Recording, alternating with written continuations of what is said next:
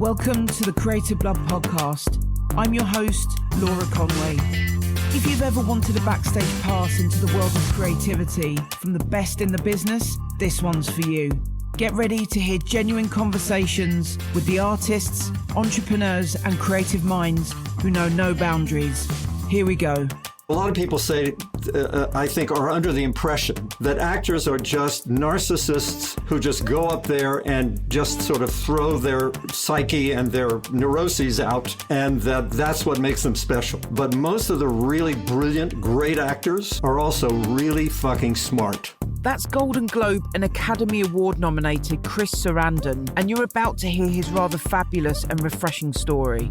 Life on stage began for Chris as a drummer with his high school band, the Teen Tones, and when the American music greats such as Lloyd Price and Bobby Darin rolled into his hometown of Beckley, West Virginia, he was their backbeat. A short while down the tracks, and it was Chris's acting professor that encouraged him to take his first lead role, and he describes that moment as where life really got started. With a Bachelor of Arts degree in speech and drama and a Master of Fine Arts in theatre, the rest, as they say, you can find on his IMDb page.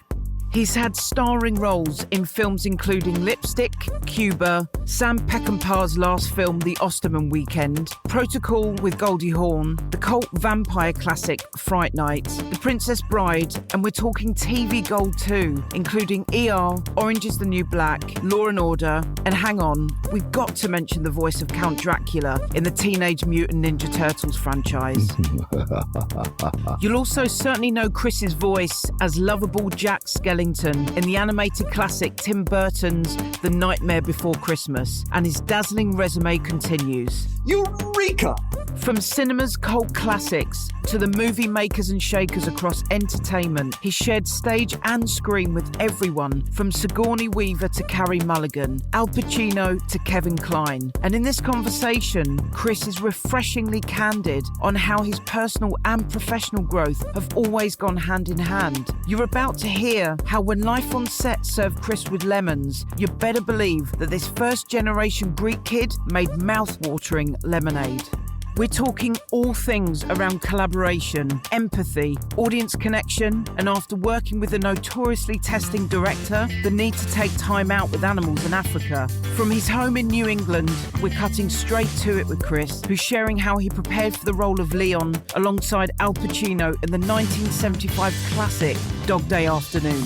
Over to you, Chris.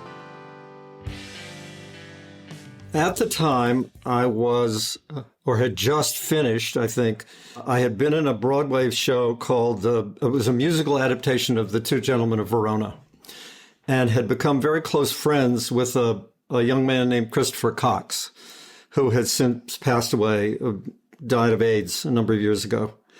And Chris was a very lovely and flamboyant man who was, I knew, just because I knew him well, was very connected to not only the gay community, he was obviously a gay man, but also to people in the community who were either would-be transsexuals or people who performed in drag and or who were just dressing in drag as a lifestyle. Yeah. And so I asked Chris, I said, is there some way you could connect me with some of these people? Because I want to talk to them. I want to find out. I want to research this, but in a meaningful way that has some depth, but also some understanding. And so he had an apartment downtown in the Village, and he arranged to have some friends of his, people that he knew, come over. And I said, look, I'll make a spaghetti dinner. And we'll just sit down and we'll talk. So the day came, I was very nervous because I was a babe in the woods when it came to understanding this world. I knew Chris, and obviously I don't want to, I have a lot of gay friends, but I have a lot of gay friends. And so there's a knock on the door, and Chris opens the door, and there are 4 young men standing there, all of whom are dressed in drag. One was an African-American of about 6 feet, 4 inches tall who was wearing platform heels. So it made him like 6'5", 6'6", whose name at the time he said was Wilhelmina. Another young man dressed as a woman who looked very much like a secretary in a office pool, very feminine, very small boned, and then two other men who were obviously men but dressed as women. So they came in, and after the kind of preliminaries of hi, how you doing? How are you? We sort of all sat around. I started cooking, made the pasta. We talked, and we sat down on the floor because there wasn't enough room for all of us to sit in Chris's very small apartment. And we started chatting, and I said to Wilhelmina, I said, when did you know that you were in the wrong body? That somehow you shouldn't be who you are, a tall African-American man. And he said, when I went to see King Kong, and I looked up on the screen and I saw Fay Ray, and I said, I want to be her. And that was the moment, his moment, right? And he was not would-be transsexual. He just loved dressing in drag. One of the other men had a boyfriend who he had a relationship. The boyfriend was quote unquote straight, but was very comfortable in being in a relationship with him, dressed as a woman. And then there was this guy named Jamie, who, for all intents and purposes, as far as I was concerned, was a young woman. And I asked him, I said, Jamie, tell me, what was the first time that you came out as a cross-dressing person, as a trans, whatever. I didn't know what the terms were at the time. Yeah. And he said, it was Halloween, and nobody was home. So I went through my mother's closet and I got something and I put it on. I put a nice dress on and I put on makeup, and my hair was a little long. And I started down the steps, and my aunt walked in and saw me standing on the steps. And she said, James, what are you doing in that outfit? And I said, it's Halloween.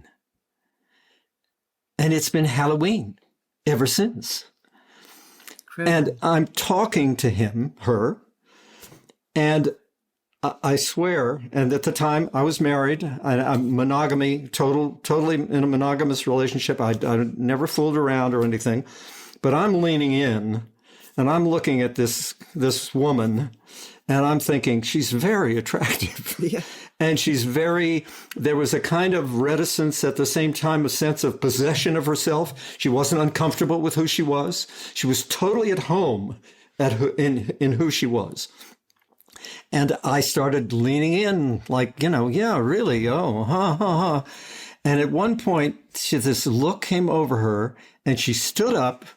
She lifted her skirt and she put her hands down in her underwear and tucked in her privates, in her penis and her balls, which was a kind of signal, don't forget where we are and who I am.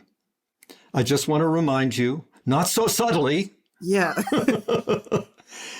And in front of everybody else. No, she and I were kind of off. Okay. So I don't think anybody else noticed. I think she did it for my benefit, just to remind me, because she saw that I was like drawn into her. Intoxicated. And totally intoxicated, right?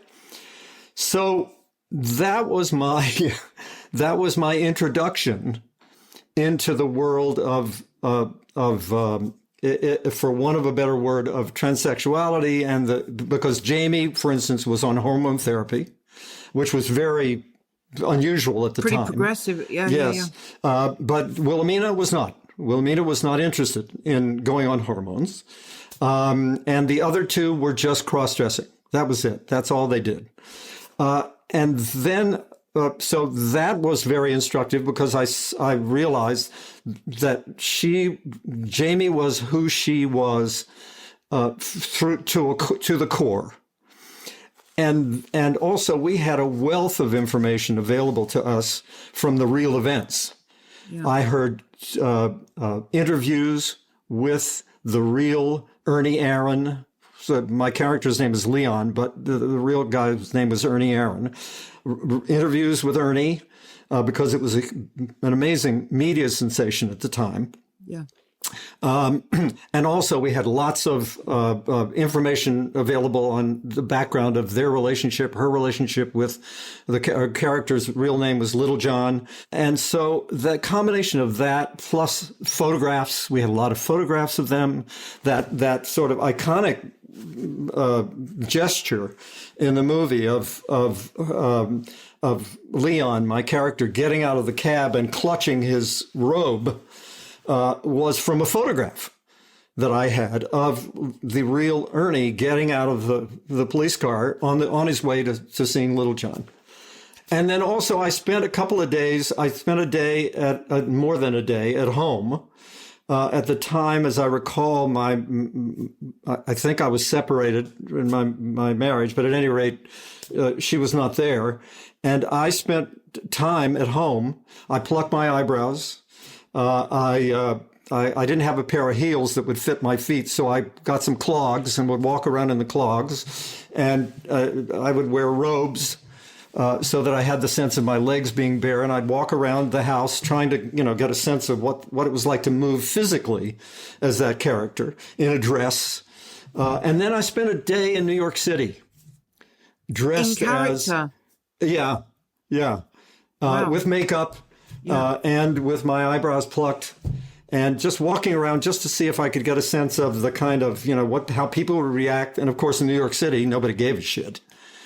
Because they're, the most jaded people in the world. Yeah. So that was kind of fruitless. I mean, it was, it gave me a sense of exposing myself, but that was it. And nobody cared. But the sort of all that stuff put together. And then I got a wonderful direction from Sidney Lumet, the director. When my first audition, I went in and I did a scene with Al Pacino. Al was there during the auditions. And after the audition, Sidney pulled me aside and he said, I want you to come back, but I'd like you in a little less Blanche Dubois and a little more Queen's Housewife. And that was it. That was the key that sort of turned on. And then I heard recordings of his voice, and that's basically how he spoke. He talked like, he was a New Yorker.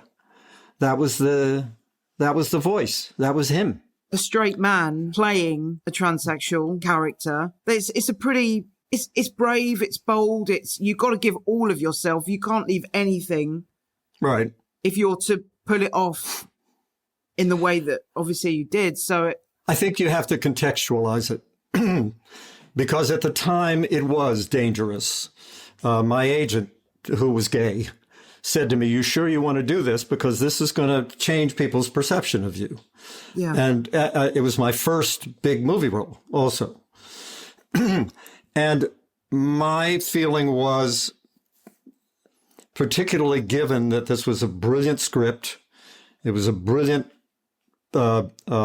approach to it, which was essentially that what's important about, and one of the reasons why I think that the movie became mainstream was because this wasn't about a gay relationship, quote unquote. This wasn't about a transsexual. This was about two people who have a dysfunctional relationship. Yeah. And they just happen to be. One happens to be gay, the other happens to be a would-be transsexual. Those are the circumstances, given circumstances surrounding the situation. It was a different time. Yes. And it was not unusual for a straight man to play a gay role. And it was also unusual for gay actors to remain closeted if they were actors, because they didn't want to be pigeonholed nor ostracized in any way. Times have changed tremendously. I would not be cast in that part now because the demands of the culture, and rightfully so, would be gay men have been pushed aside for so long in expressing their true identities. Why isn't a gay man playing this role? Yeah. So in that sense, I haven't been necessarily esteemed or necessarily put on any kind of a pedestal or looked at as a great kind of forebearer for LGBTQ rights, because it was, it was just a very unusual circumstance at the time. And I was willing to take whatever the risk was to play a gay character as a straight actor. And it was a wonderful thing for me. I loved it. It was one of my great experiences ever, but it would never happen now.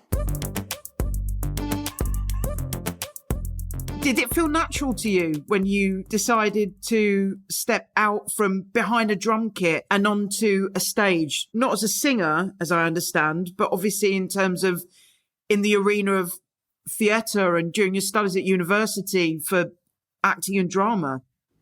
I'll tell you that it was a revelation the first time I stepped out front.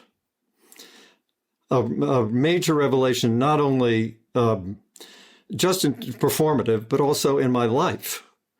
Yeah. Because up until then, I was aimless, sort of wandering from spot to spot, trying to prove myself in various ways. I entered college as a psychology major, which is kind of the catch basin for everybody who doesn't know what they want to do when they go to college. And then I got into speech therapy because I thought, oh well, then I can be helpful to handicapped children. So there was the altruistic sort of period, but at the same time, I was also very political, and I was involving myself in all sorts of different extracurricular activities and trying to make good grades to prove to my father that I was, it was all just, I was scattered all over the place. And I took an acting class just as a lark. I walked into an acting class because it was an easy 2-hour credit course.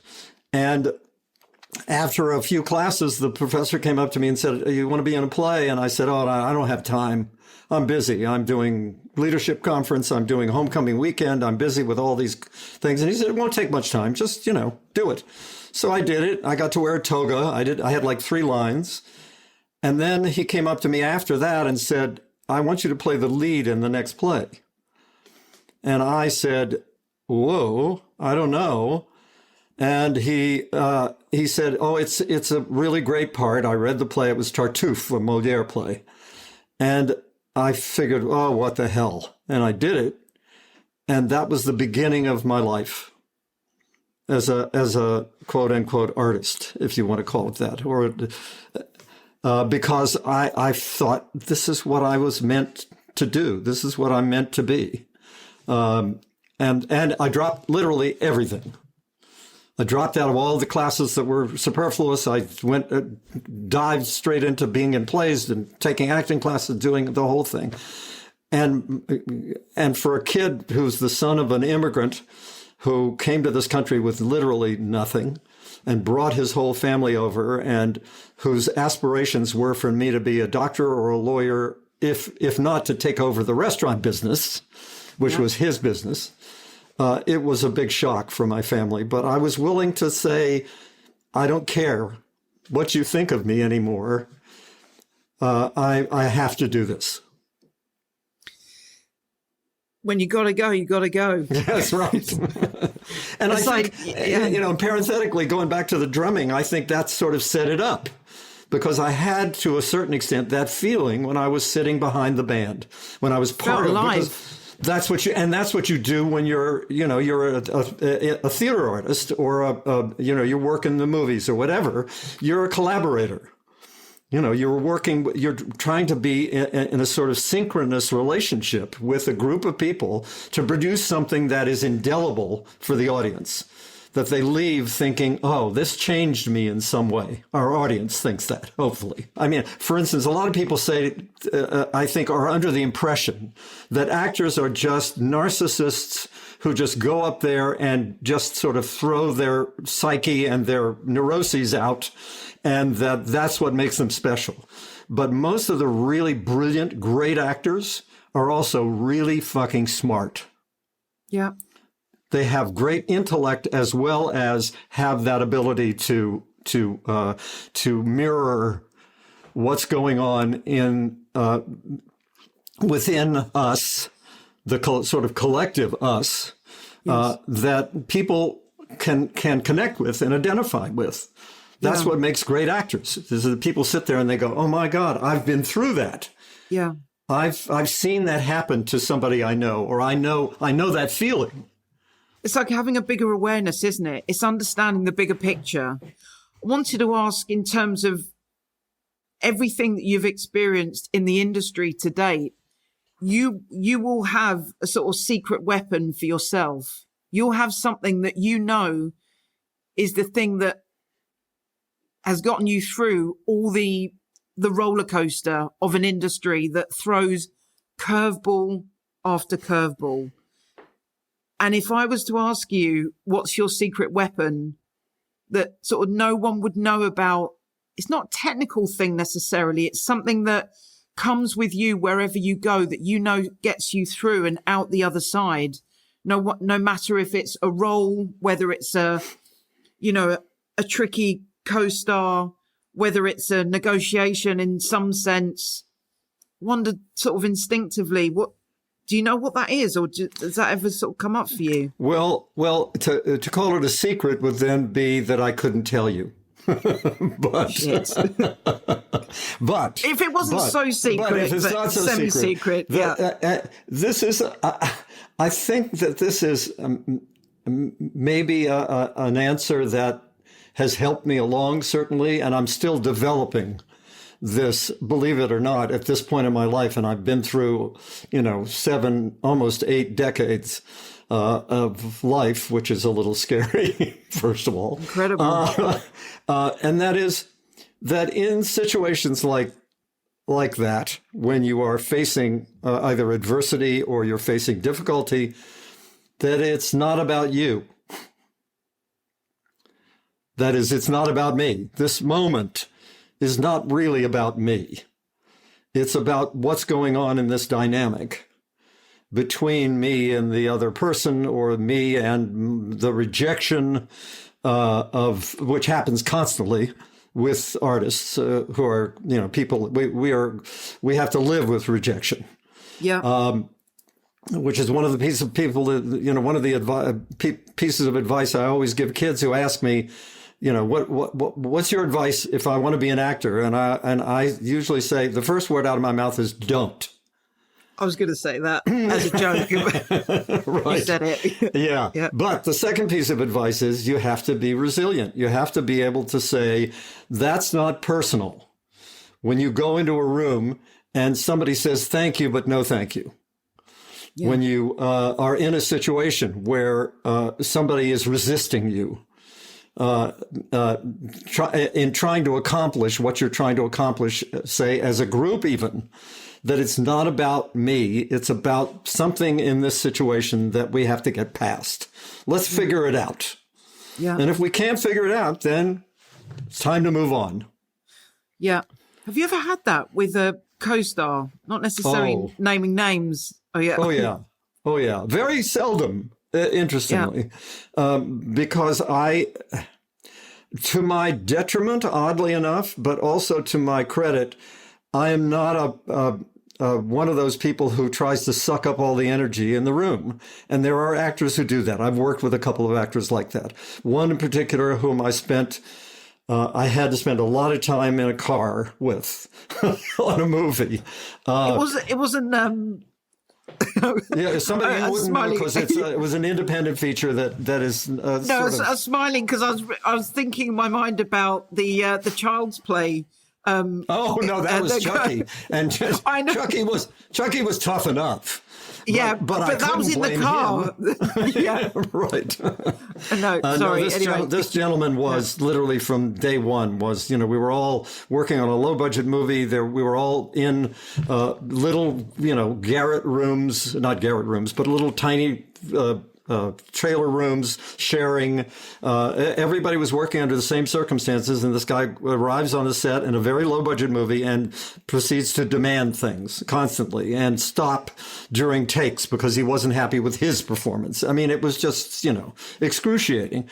And actually, one of the things that I was able to do with this guy was to let his assholeness inform my performance in a way that was positive. by channeling my anger at him through my character in moments that required it. So it ended up being positive for me. I mean, when someone can sort of step back and not make it, when you can step back and not make it about you, but actually use that energy of all the, whatever's coming from that person that is not working for them or for you potentially, but to turn that around. That's it's very strong will. Helpful. It's helpful. Yeah, it's helpful. Yeah. But there's another time that I can recall on a movie that I won't name because I just don't like to speak it, where I was having such a terrible time because the director was such a major asshole and is universally known as a major asshole that I ran out of ideas. I didn't know what to do, and so I took some drugs.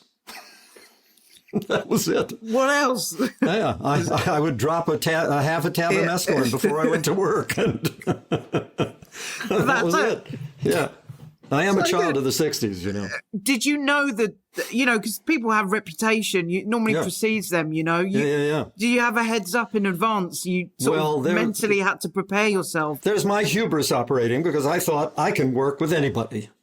And as it turned out, this was not possible. And after the movie, I literally almost quit. I decided this is it. I'm not doing this anymore. I booked a trip to Africa and by myself. And I went to Kenya and Tanzania and I rented a car and I drove around for 3 weeks looking at animals and having flat tires. And it was but that was a transformative experience. Yeah. So that when I came back, I was rejuvenated and ready to go again for different reasons.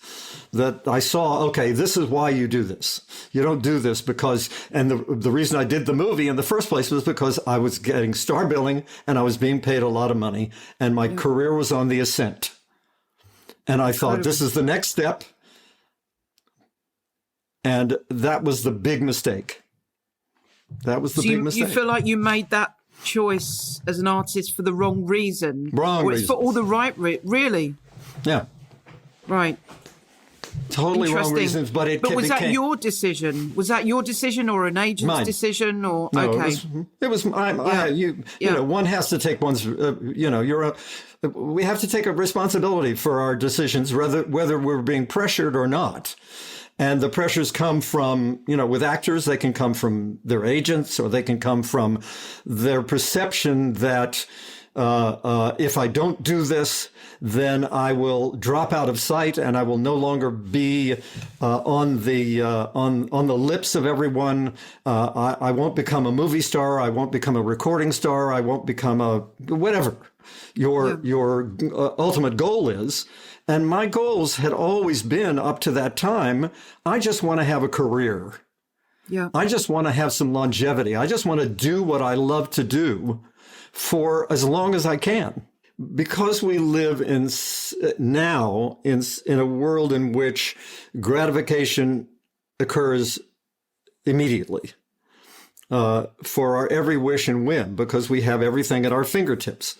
But when I was beginning my career, I didn't have that kind of mindset.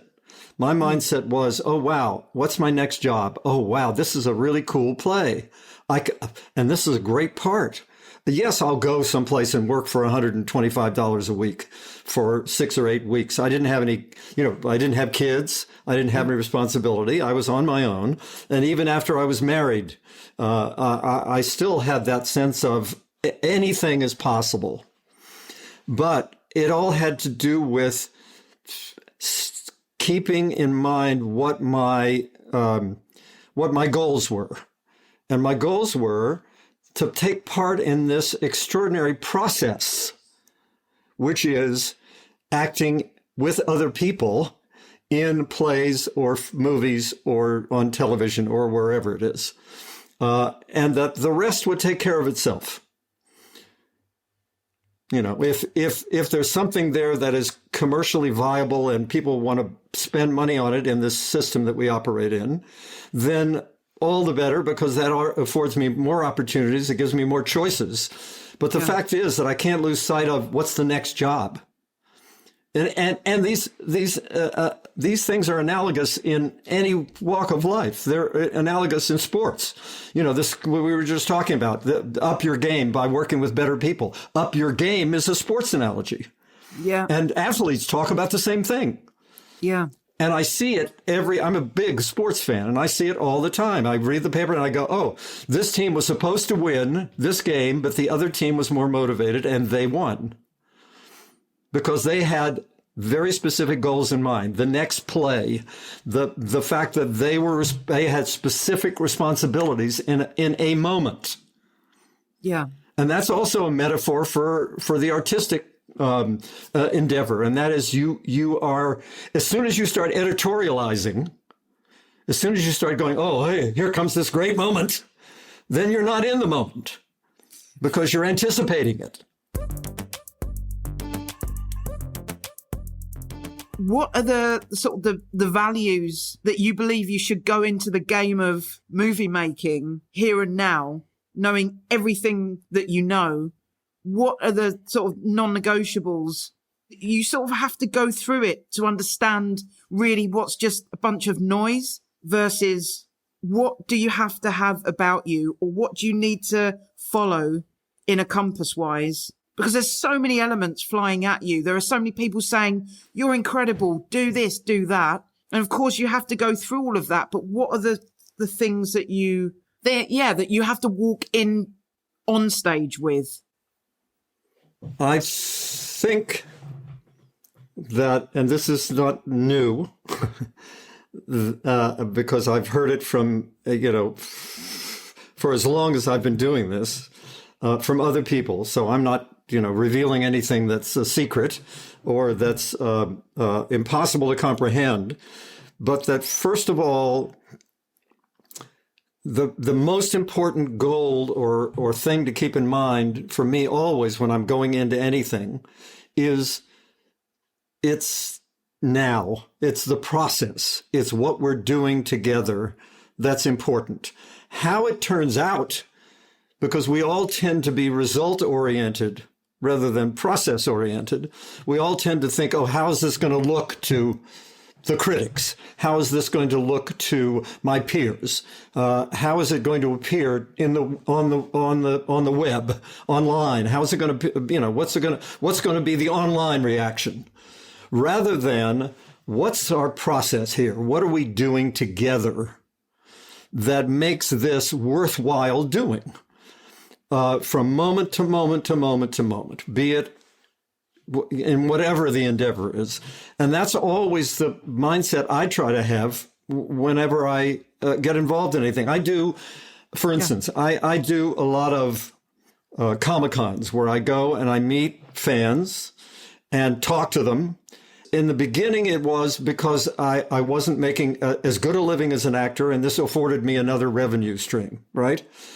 But the more I did them, the more I realized that the audience and I are in there's a covenant that exists between the people who consume, if you want, for want of a better word, art, who absorb it, who react to it, who deal with it, and the artist. And if there isn't that sense of there being a covenant between you, then it's empty. And it wasn't until particularly if you do movies and television, that you're on a set and you're in a family, you're in a community, and you're having a great time, and you're working on the moments, and everything's hunky dory, but you don't have any sense of that exchange you get when you're working on the stage, when you don't have necessarily an exchange with the individuals in the audience, but you do get a sense of what their reaction is to what's going on and how they're feeling moment to moment. And it changes every night. Even if you're doing the same play over and over and over again, that dynamic changes constantly over and over and over again. It's very exciting. You'd recognize that as a musician as well. Yes, exactly. When you're performing. Exactly. Very much the same thing. And it doesn't occur. And I finally understood what it's like for an audience, even though I've experienced it watching movies and TV. I really understood it from on a visceral level, how important it is for people to say, you know what? This movie meant so much to me at such and such a time in my life when this was happening. And I go back to it in order to make me have that same feeling that I needed at that time. Yeah. And that's a gift. That's an extraordinary gift. And so when I go to these things, I come away exhausted, but also the reason for the exhaustion is because there's been an exchange. It's not just about signing something for someone. It's about talking to them and them seeing that I'm just like them, really, that there's no pedestals allowed in art, as far as I'm concerned. Yeah. And I want people in the audience to know that. I want people to understand that we are one, because that makes my work more meaningful for me, and it makes it more meaningful for them, because they see, oh gosh, oh, he's just Chris, you know. I'm pretty fascinated by the Comic-Con phenomenon. It's amazing. The energy is just, it's extraordinary. I mean, I've been to so many, and I'm going back for a series of them, because The Nightmare Before Christmas has an enormous kind of social as well as emotional component to it in the culture. You know, we're literally 100,000 people in one place at one time for the same reason. That's, you know, or 150,000 or 50,000 or 30,000. That's a lot of fucking energy. And it's also very personal. And personal. I mean, you're standing at like a desk, essentially, aren't you? And people are coming up this close. And that's also pretty unusual in real life to at that rate, talking consistently about a character. So just to be really specific, because we know what we're talking about, and it's just in relation to Comic-Con, but this is, we're referring to your main role as Jack Skellington in Tim Burton's Nightmare Before Christmas. The speaking voice of Jack. I have to make that very clear, because Danny Elfman sings the songs. He's composed the music, and he's extraordinary in the movie.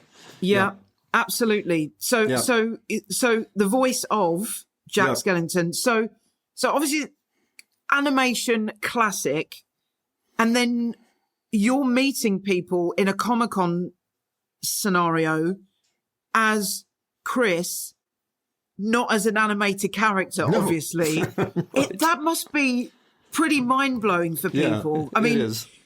And again, just sort of full circle back to sound and speech, and what the sorts of things that people ask you to, do they ask you to sort of speak their most favorite line? Like, how do they actually approach you?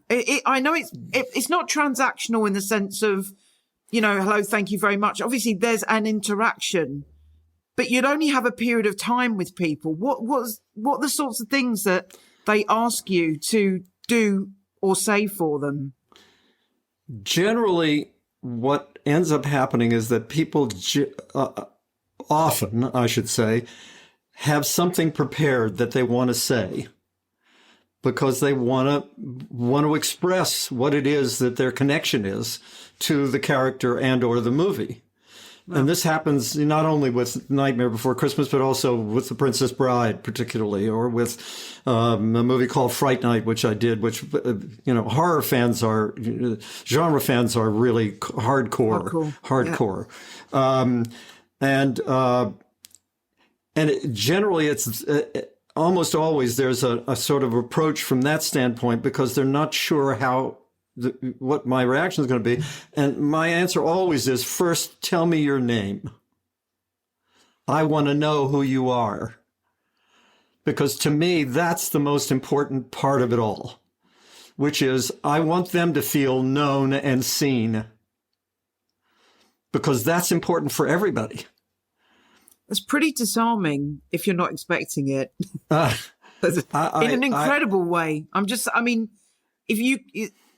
If you go to meet somebody who you recognise their character, or you've very deliberately gone to meet a person that has played a character, and the first thing they say to you is, "Tell me your name."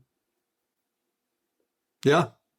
But that to me is the crux of what it's all about, which is I want them to, they know who I am. Yeah. But I don't know who they are, and I want to know. Yeah. Even if it's just for 30 seconds or a minute or however long we have for that personal interaction. It's important for them and for me to have that. I'm looking something up. There's a great poem by Alfred Lord Tennyson, Ulysses. Well, it's a great poem, and it's just about how dull it is to pause, to make an end, to rust unburnished, not to shine in use, as though to breathe were life. That's what being an artist should be. And whenever I find somebody who's a lover of the poem, I know I found a kindred spirit. I did a play with Carey Mulligan off Broadway a number of years ago, and we were just happened to be talking about poetry, and this poem came up, and we just screamed at each other because we were both, devotees of this great, great poem of Tennyson's.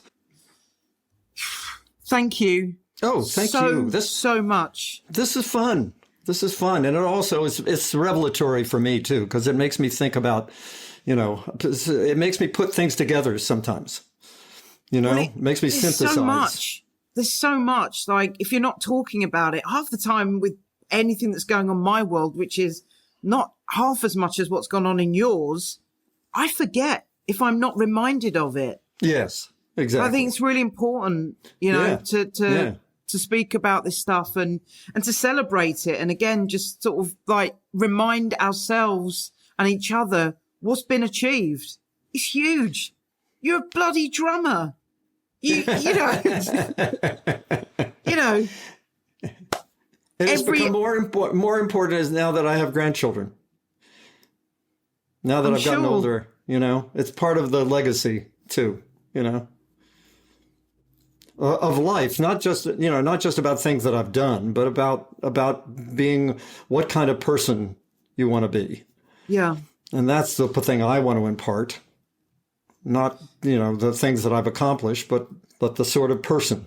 It really comes across who you are when talking to you. You too, girl. Thanks for joining us this week. If you like what you just heard, follow us, give us a review and send it to a friend. Say hello on socials at Creative Blood Agency and use the hashtag CreativeBloodPod. This episode was produced by Josie Coulter, engineered and mixed by Ben Beheshti, artwork designed by Sarah Thompson, music by Ben Tarrant Brown, presented by me, Laura Conway.